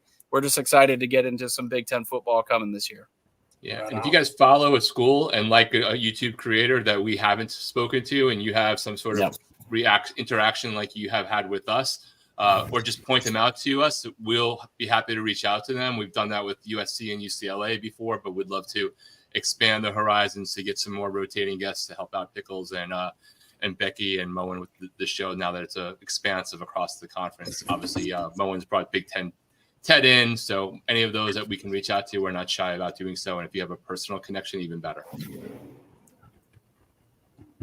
Absolutely, and that'll be at Monday at 8 p.m. Eastern, 5 p.m. West, correct? Correct. Well, sticking with that time, unless Chad wants us to do it at a different time. That's a little bit easier for them, but for us West Coast folks, 8 Eastern, 5 Pacific seems to work pretty good. Right. All right. Well, we will see you then, Pickles. Thanks for stopping by. All right, guys. Happy to be in the Big Ten. Go Dogs. Take it easy, and we will see you on Monday. Cheers, Big Ten, brother. Cheers. Cheers to my Big 12 brethren. This like conference Just we drink, love, Rock, kumbaya just thing. drink. I don't even know Oh, what this that shit means. goes out the window the day we play a snap. The day the But it football never snap. existed in the ACC, like ever. Before we even knew to hate the ACC. Well, actually, we kind of knew to hate them really soon. But it's never existed other than in the defensive argument for your school about the validity of your strength of schedule. Like that would be it. But this even like off-season kumbaya, let alone like delusional SEC just means more kind of stuff. Don't get it. The team out west. Team out west. The team out west.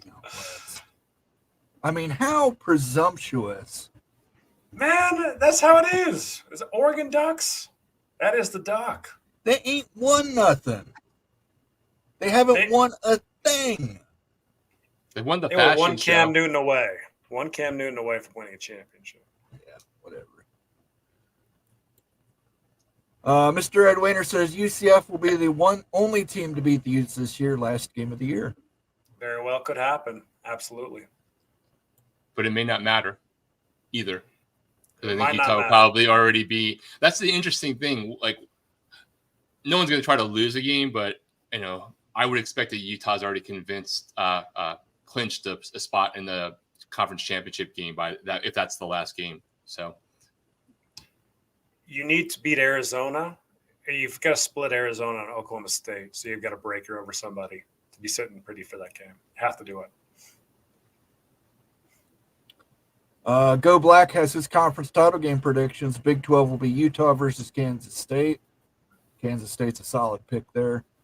Big 10, Oregon versus Ohio State. That's a pretty solid pick.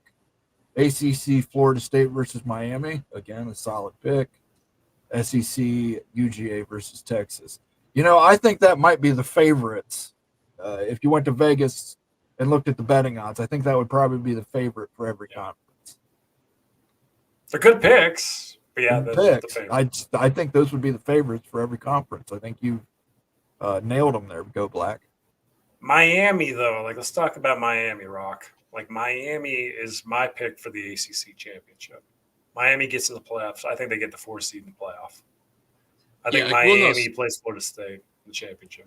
Yeah. We'll know soon, right? If you just look at the Big Ten, my wish casting.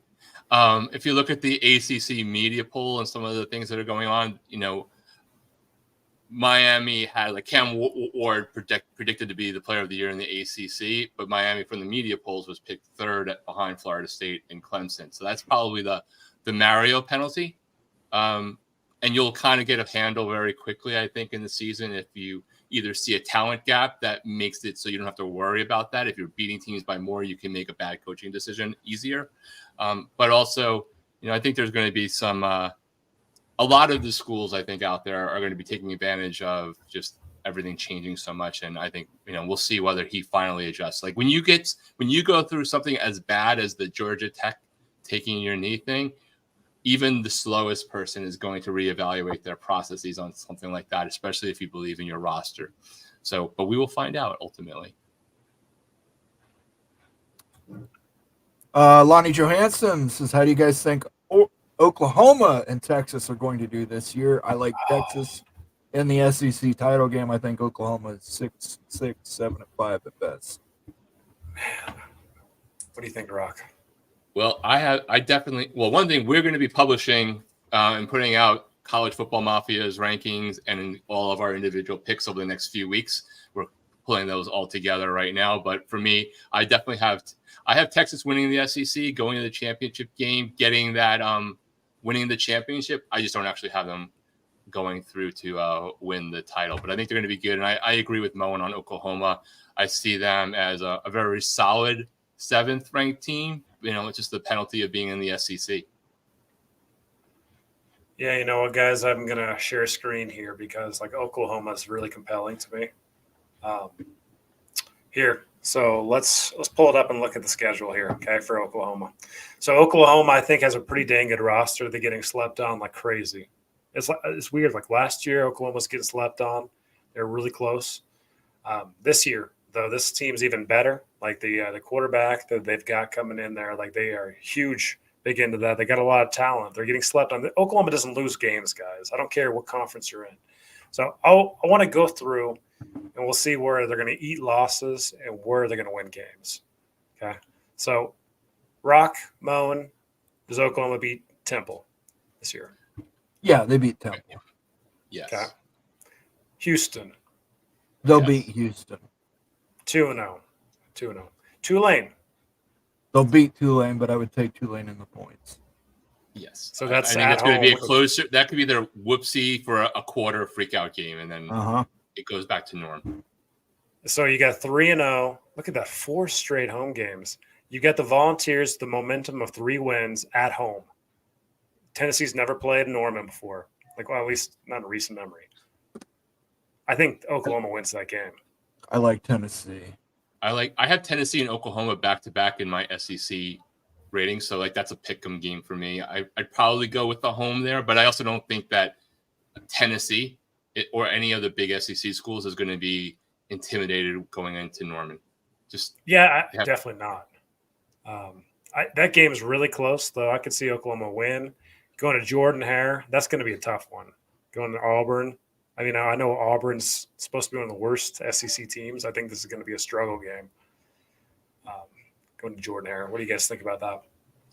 Yes. I think that's going to be a tough environment for Oklahoma to play in. It's either going to be a close win or a close loss. That's a 50-50 game to me. Auburn is going to pick somebody off this year. They're starting to get a little bit more of a good vibe around the program recruiting wise, right? So sometimes you just feed the confidence. I still have them in that third tier of a 4-tier SEC, but somebody's going to be unlucky. They're going to knock somebody off that they shouldn't. Then I wouldn't be surprised if Oklahoma has a tougher game than people expect against whatever the spread is predicted to be. It's going to be pretty close. I agree with Moen, but you're looking here, and all of a sudden you could be 5-0. You could be 5-0 if you're Oklahoma going into Red River.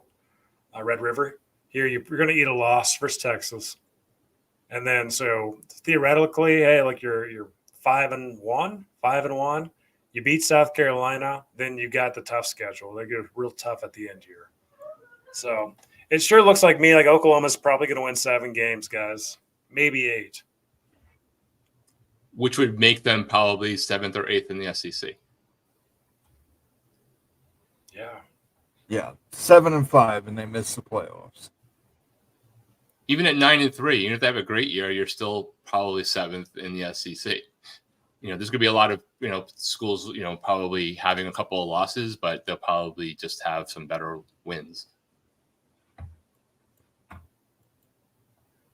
Stormy Cyclone says drink up. It's Georgia Tech Friday. That's an organic Georgia Tech. That is organic as they get.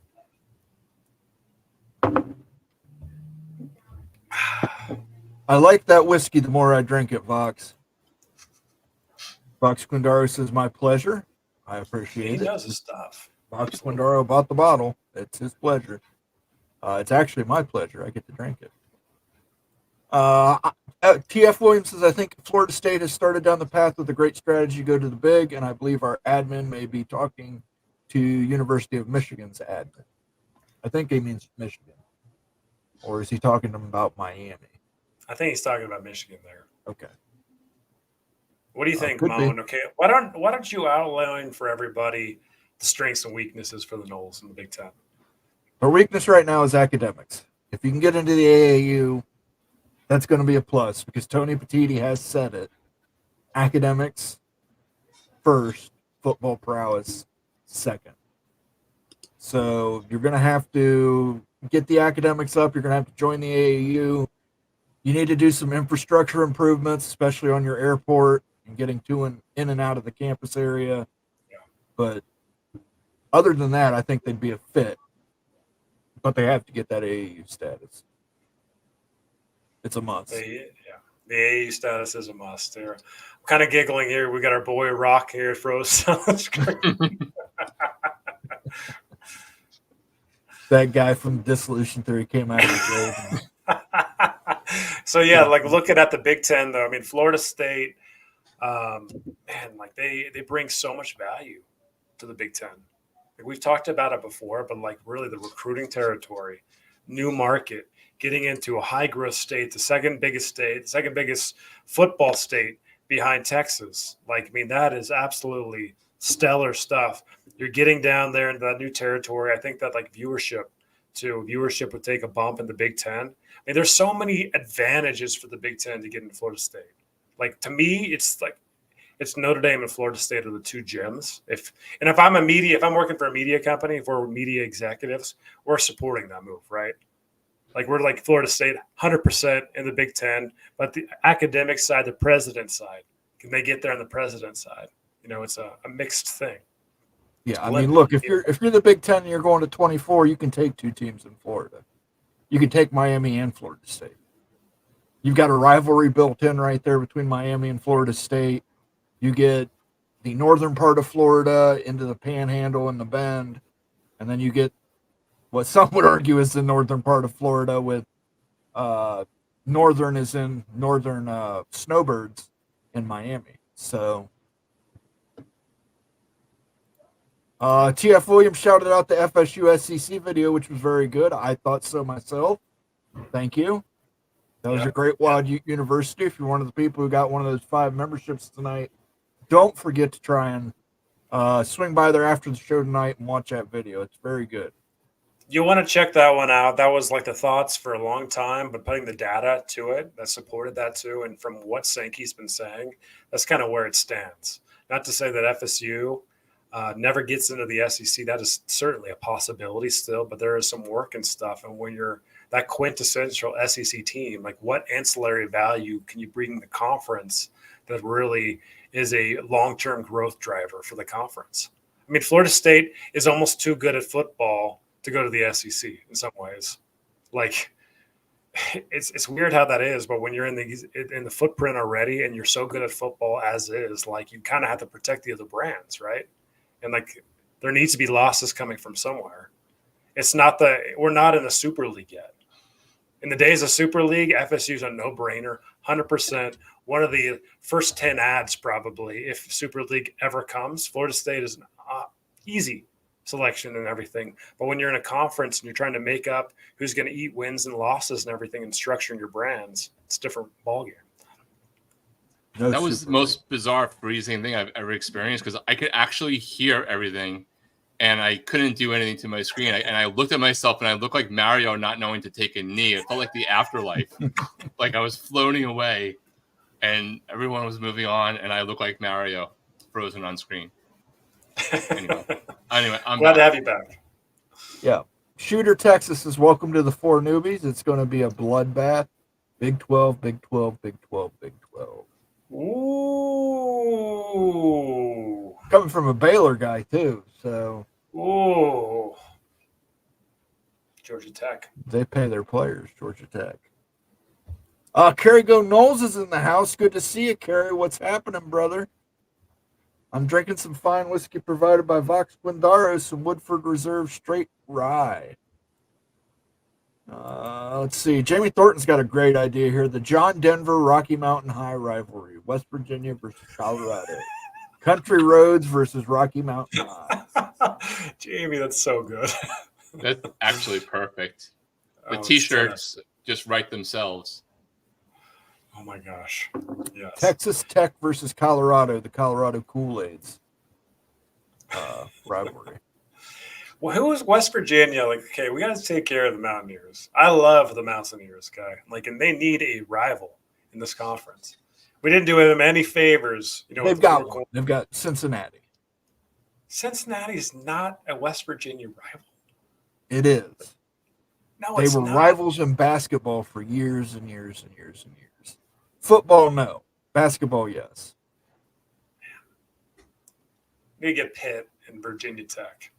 Yes, you guys do need to get Pitt. Presence. Somebody has to take care of West Virginia.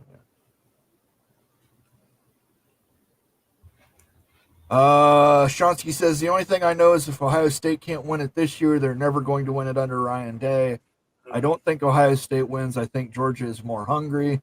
That must be why they're speeding around all the time trying to get food. Oh, I'm sorry. I said something that wasn't true. I'm sorry. I thought it's America. I'm sorry. Oh, I mean, there's no culture problem at all. Everything is awesome. Jamie Thornton, I thought there was going to be something with West Virginia and Arizona State before ASU fired their AD. They only fired him as AD. They moved him into a professor role. He's Is now he really professor. teaching? Yeah, I think that's what Immaculate Finance. told me, that, yeah, he moved over to professor. He's teaching finance? You're lying. Yes. How to go bankrupt without really trying 101. Ray Anderson, finance guru. Almighty Fence says, Kerry Go Knowles, any good news on getting out of the ACC? I don't think there has been. I mean, these documents didn't tell us anything, guys. I read through 251 pages of them last night. That's it, you know. I got Jack in one hand and shit in the other. So, Go Black says, I pray to all the gods of the multiverse that Texas somehow loses to Vandy again. 3-8 all time. We'll see. I don't think that's going to happen. Like, I would love it, but it would destroy my picks for the year. Jamie Thornton, throw some cheese to the Gophers. No. Some Not throw any hamburgers. cheese. Never. Cheeseburgers. Gophers don't eat cheese. I don't know what Gophers eat. Another show with Moen. Just changed the name of this channel to Moen Football Mafia. That has a ring to it. Well, Moen good Football news is Mafia. Big 10 Mafia is going to be for Big 10. Big 12 Mafia is going to be for Big 12. Stay tuned. I like that. The Moen Football Mafia. Yeah, I don't Ring like that. to it. Moen wants to do less shows, not more. Gary Patterson is no longer with Baylor. Yeah, I heard that today. Do you guys know where he is going now? Did someone hire him for a DC or head coaching job? I couldn't believe anybody would hire him this late in the cycle. I think, No. if anything, he's probably putting his name out there for a replacement job. Do you know offhand, Moen, or when the new ability to hire on-field coaches actually goes into effect? I actually don't know that fact. I think it went into effect already. So that's the reason why I'm bringing it. I wouldn't be surprised if we see some weird, the moment that it is in effect, that we see some people making moves later than you might ever see in a coaching cycle. Maybe. I don't necessarily mean a head coach, right? But others could be enticed.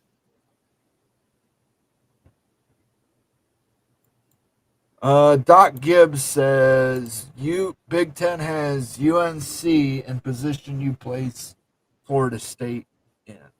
Mm-hmm. Yeah, that's a confusing one. Like, why? We talked about it on Tuesday. Why is UNC so valuable? And we broke it out and determined that it's geographically in a perfect position.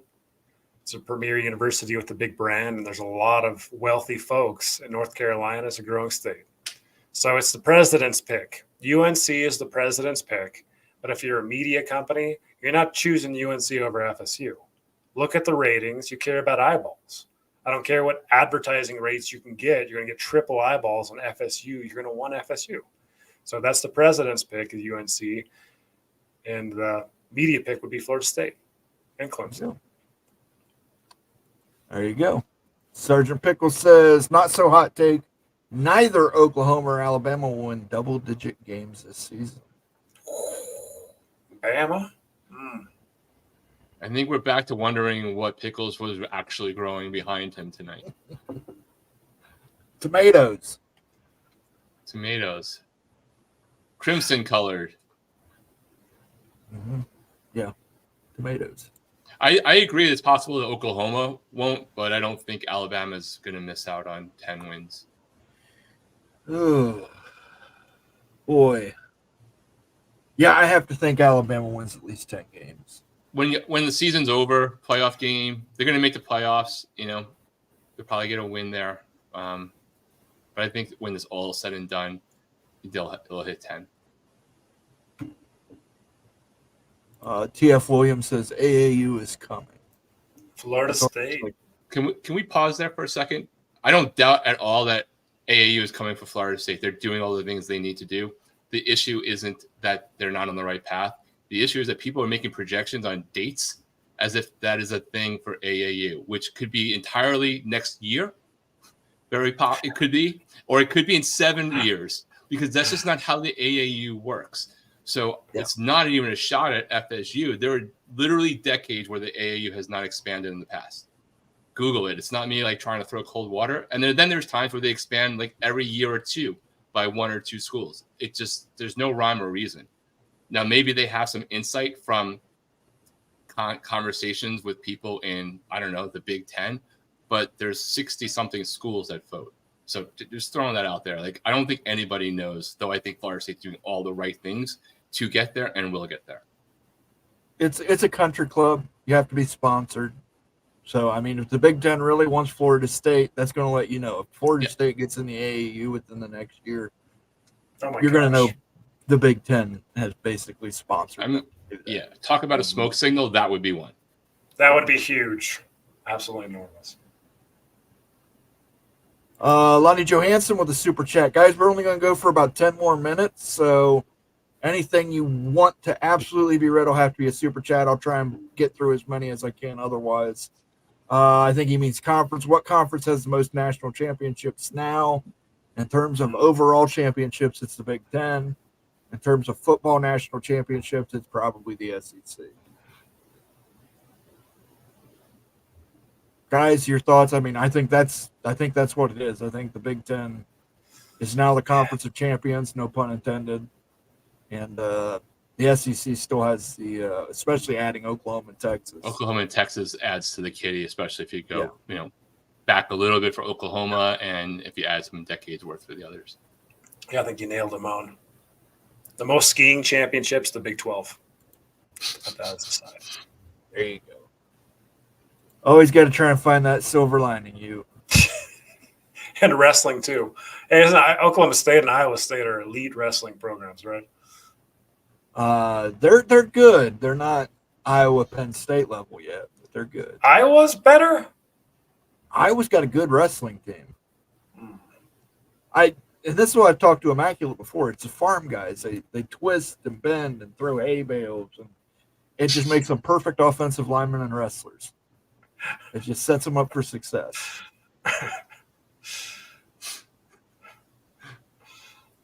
What? I'm not being, stated for everything. That's what it's real talk. Come on. Buckshot Kid says, if every Power 4 champion is new school to the conference, that doesn't look good. I don't think we have to worry about that in the ACC. Yeah, well, SMU was great last year playing a G5 schedule, guys. I think SMU is going to do fantastic in the ACC. I have them in the top 5. Would be stunned if they got past Miami, Clemson, and Florida State, and probably North Carolina State and Virginia Tech to win the title. But the other ones have Oregon winning the Big Ten, completely realistic. Texas winning the SEC, completely realistic. Utah winning the Big 12, completely realistic. In fact, it's probably chalk and odds-on favorites in some form in Vegas for all of those. Ohio State for sure in Big Ten, but they're at least in the top 3. I don't think SMU's in the top 3 in Vegas ahead of the season for that. And if Stanford and Cal somehow pulled off miracles, and you have literally the 17th ranked school in the media poll pulling something that would make the richest school or second richest school in America look like everyone's underdog. You cannot let SMU win the ACC, Rock and Rant. You cannot let SMU win the ACC. If Florida State and Clemson and Miami let that happen, I will personally go down and steal every Cuban coffee that Mario's ever trying to drink again. Nick M says, take the over for wins with Oklahoma and take the under for wins with Texas. There we go. Yeah, Oklahoma's at 6 wins, I think, or less. Shonsky says, I see all the Power 4 teams having 2 losses, at the least 1. So he doesn't think there's going to be any undefeated Power 4 team this season. Here's a random. Someone's going to do odds in Vegas on that each of the championship game winners will have lost to the team they beat in the regular season. So then who's actually, they'll wind up having that whole world where they both go in 1-1, and then maybe they meet in the game that determines it all, which I think is possible depending upon who your picks are. Doc Gibbs says the next two Big Ten members will be Notre Dame and University of North Carolina. But I'm like one day old since the Notre Dame athletic director said that they love the ACC and hope that Clemson and Florida State come back. Antoine Coates confirms it's not a finance professor; he's a law professor. So that should make it feel better. Oh, so that's how you get out of bankruptcy, is by going to the lawyers to get out of bankruptcy That's right. for your department. He's filing Chapter 7, people. Jamie says people better not sleep on Alabama. They have a lot of talent on that team still. Yes, they do. What do you guys think of Milroe, though? Milroe, like, he can run. Like, is he really going to get it done, though, with his arm? He can throw far. I think his new head coach actually helps me think more of him. I think he's more of a quarterback whisperer. Yeah. Well, but he doesn't have the OC that he's been most successful with either. Grubb did not follow him to Alabama. That is true. Wasn't Grubb there for 2 weeks, then he left? He was there at Alabama for a few weeks, then he took off. I wonder if he scouted the Alabama quarterbacks and was like, you know what? I better pass on this. I don't know where he went to. I don't know if he got a head coaching job or what. If Pickles, I think Alabama's going to have a little bit of a down year too, though. So, yeah. I'll get my fiddle out to start to help cry for them.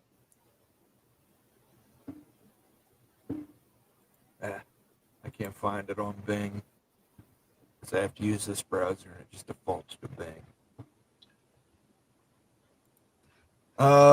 Shooter Texas says, you stop making sense. Let Big and SEC fight over UNC. Leave Florida State for the Big 12, please. LOL. He went to the Seahawks. He went to the Seahawks. That's right. Oh, and sorry, yeah. But Grubb went to the Seahawks. I mean, if Florida State went to the Big 12, oh my gosh. I don't even try to tease myself with that possibility. It'd be the greatest thing ever.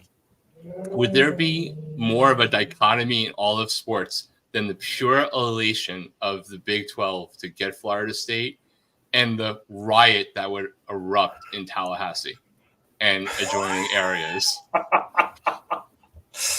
Oh, Tallahassee, yeah. There would be riots. No doubt about it. There would be riots for sure. Yeah. Jeremy Callahan said because they said Oklahoma State and Iowa State were okay wrestling schools and no Penn State or Iowa. Shaking my head. You have to realize I'm a Big Ten guy. That was said tongue in cheek. Man, it was more wet. Who owns the wrestling championships? Is it the Big 12 or is it the Big 10? I thought it was the Big 12. Who has more national championships? Wrestling national championships. We're not talking about overall. We know the Olympic sports. Like you gobbled up the Conference of Champions. We get that. Like you got USC, Washington. But wrestling championships. Who has the most wrestling championships? Big 12 or Big 10? I think it's Big 12. Of course, Bing won't answer it for me outright. You know, why would you? It wants to give me a season breakdown, and we'll figure that out. I'm sure it's probably going to be pretty close between the Big 10 and the Big 12 because I don't think the ACC, the SEC, or the PAC really ever focused on wrestling. So those two in particular, as far as Division I, focus the most on wrestling.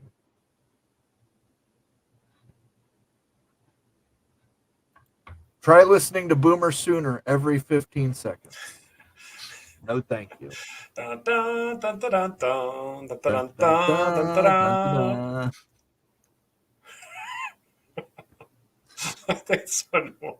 It's catchy though, guys. It's so good. Shooter Texas says people better not sleep on Baylor basketball. Right? There we go, Shooter. Not sleeping.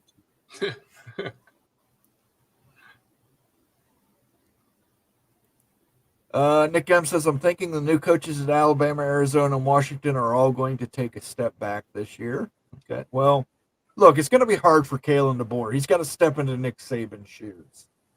I mean, short of winning a national championship, he's stepping back. Yeah. tough. The Jimmy Johnsons are far and few between who follow somebody like a Schnellenberger way back when. There's sometimes, a drop off to follow an Urban Meyer. Encyclo7pedia says FSU isn't going to the Big 12. That was an option 12 years ago. I wouldn't put the money on FSU going to the Big 12. That is not what the prediction's going to be on this end. I'm just saying that if it happened, I'd be elated and Tallahassee would be up in ruins. I get it. Yeah, we're just commenting on the commenters. Mm-hmm.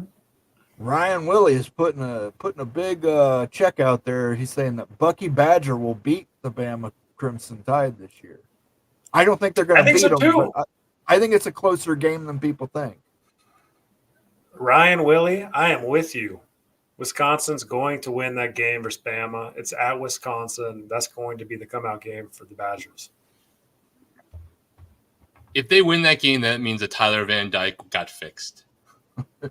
Right? And if he got fixed, that's a problem because Tyler Van Dyke was a 5-star. Simone Biles lost her Olympic edge and then came back as a killer, right? So it happens. Mm-hmm.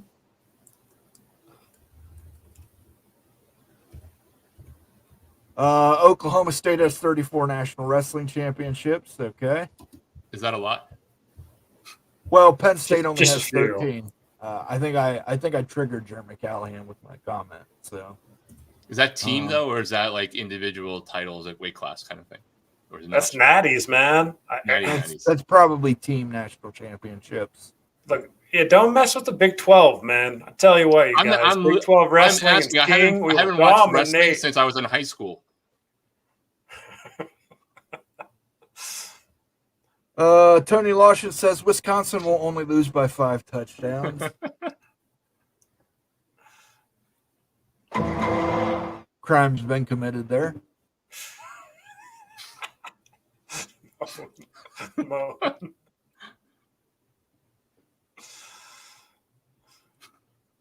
Maybe the ACC stays put because the Domers want it that way. Yeah, the Domers want it that way. They get everything they want. Why wouldn't they want it that way? They don't have to be a conference member. They get to maintain their independence. The conference does whatever they say. The conference was forced to add California and Stanford because Notre Dame wanted it. That was the only reason they added that. And they didn't give anything to the conference in return. They didn't give them anything. So, Jim Phillips grabbed ankle for him, and now they're out here saying, "Oh, Jim Phillips is such a great leader."